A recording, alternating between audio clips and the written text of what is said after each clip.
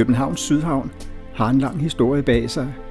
Fra Frederiksholms Tegl- og Kalkværker anlagde sin egen private havn i 1880'erne, og til i dag, hvor et af Københavns nye bolig- og erhvervsområder skyder op med en fantastisk beliggenhed ved Kalveboderne.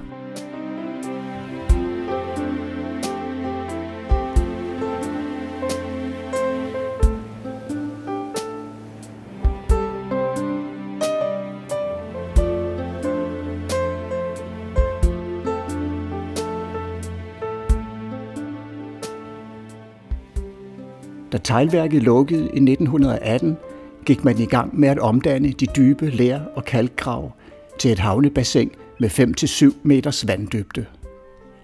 Her ser vi dette arbejde på en film fra 1919. Teglværket havde gravemaskinerne, tipvognstog og dygtig arbejdskraft til rådighed.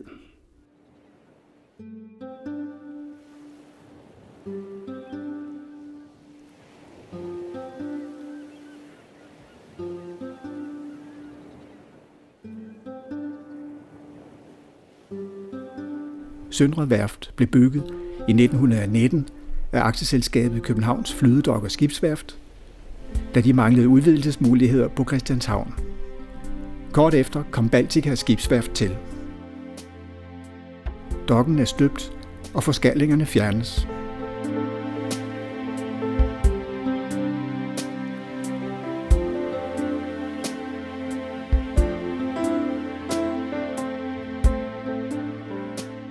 Murene ligger sidste hånd på skibsbyggerværkstedet.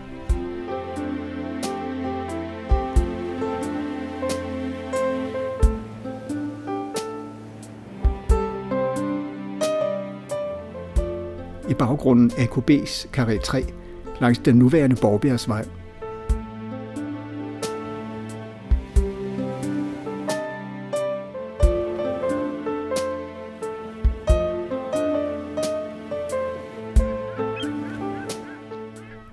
Maskinhuset har allerede dampen oppe.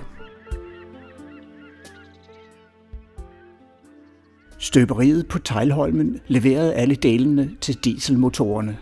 De blev udviklet på Teglholmen og støbt her i den runde støberihal. Her er både små og store støbeforme vist på en film fra 1943. Når stålet er helt flydende, og der er tilsat hjælpestoffer, bliver det hældt i en støbeske, som kan rumme op til 30 tons.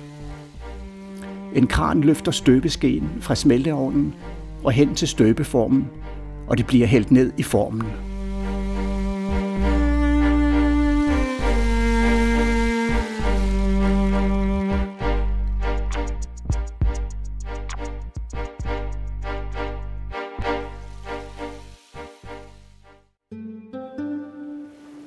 Nu bliver delene til maskinen sejlet i pramme til BRV's afdeling på Christianshavn eller Refshaleøen.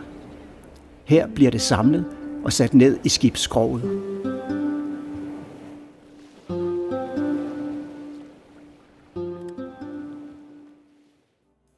I 1924 blev Ford Motor Companys samlefabrik i Sydhavnen opført. Ford valgte sin amerikanske arkitekt Albert Kahn til opgaven.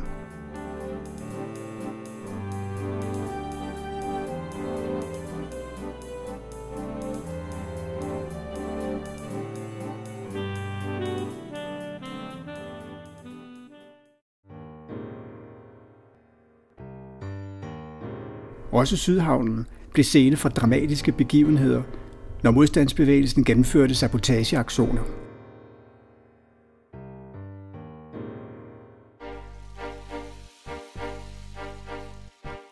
Du kan se mere om Sydhavnens spændende historie på hele filmen om Sydhavnen. Det er historiske fotos og filmoptagelser, som viser, hvordan havnen så ud i gamle dage. Se mere om filmen på enghave-kanal.dk.